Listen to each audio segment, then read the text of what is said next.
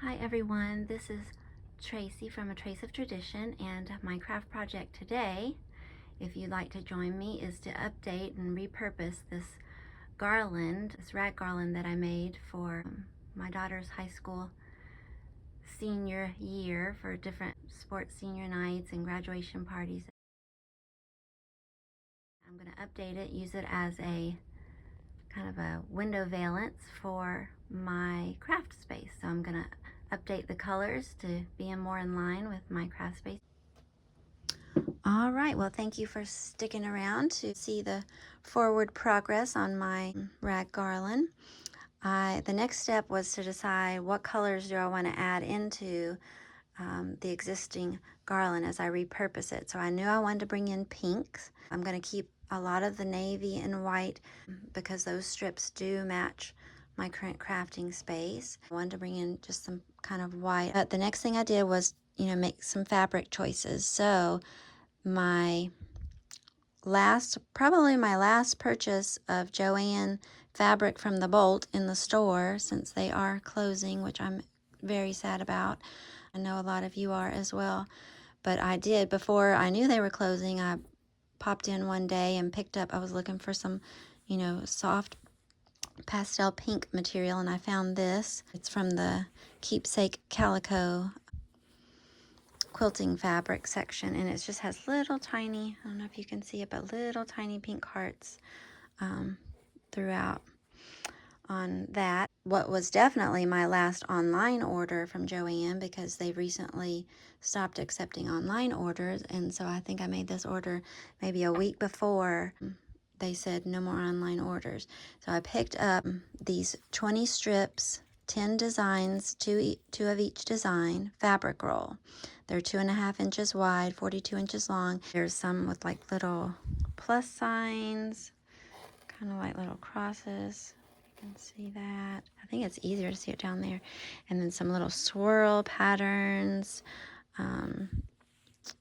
That's that. I think quadrifold is what that's called. There's more of the plus polka dots. This is what the fabric roll looks like. It has more with polka dots. Let's see.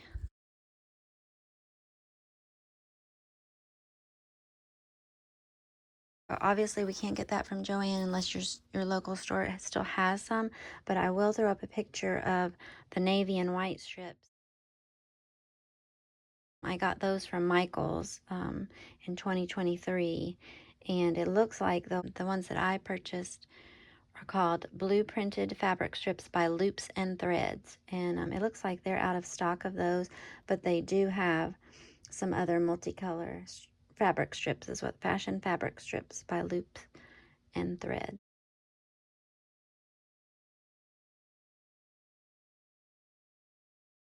So that's what I'm using. That just helps shortcut the process. They didn't I couldn't find a good pink that I liked at either place when I was looking, so that's why I picked up the pink fabric from the Bolt from Joann. And so now I've prepared those strips as well. So now the next step is to start looping them around the rope. All right, I thought I'd show you how I loop the fabric strips over the rope or the cording that I used for the window treatment, which was originally a garland. This is not the actual rope. This is just a short piece of rope that I have on hand that's about the same diameter as that rope that I used. And the original rope that I used for the garland, I got it at Michael's, and it was in the kind of in the floral crafting area, not where the florals were, but the floral crafting area with the floral wire and those things at my store. So okay, so I've got my fabric strips. They're 2.5 inches wide by about 42 inches long, and I just take a strip.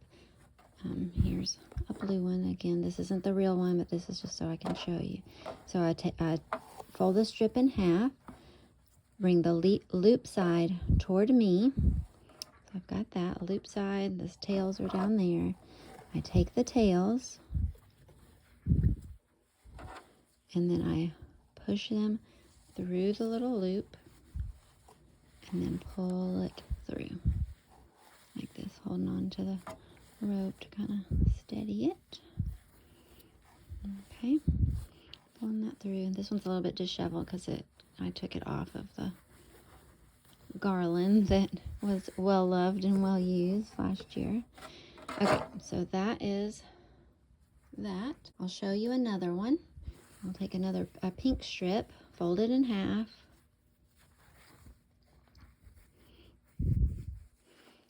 Okay, put it underneath the rope, loop toward me. And then I'm going to take the tails of that strip, push them through the loop. So it's like that. Now I pull it through, keeping it close to the other one. Okay, and I just kind of straighten it out. I try to turn the tails of the strips toward the front as best I can, just so that the color is showing toward the front. I'll do one more. Here's a white strip. I'm gonna fold it in half. Put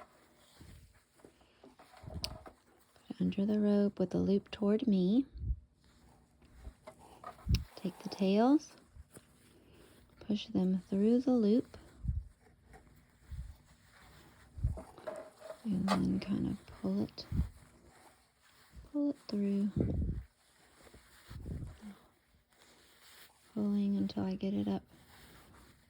Make that kind of little loop knot, I guess. I don't know the proper term for it, but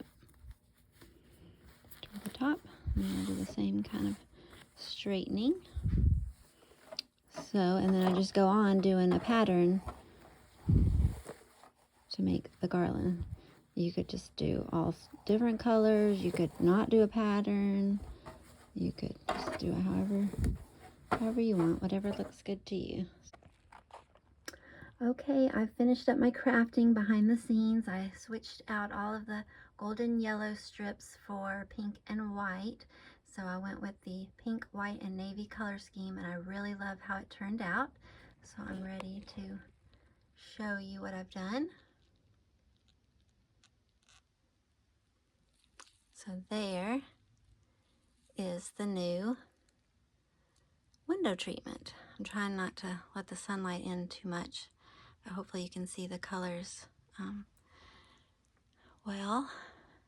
And I added this bow garland, and I'll show you some information about where I got that in a moment. I've just got a few other little finishing touches I'm going to do with it, but I'm really pleased with how it turned out. This garland went through a lot with me during my daughter's senior year, and as far as decorating, it's weathered some storms.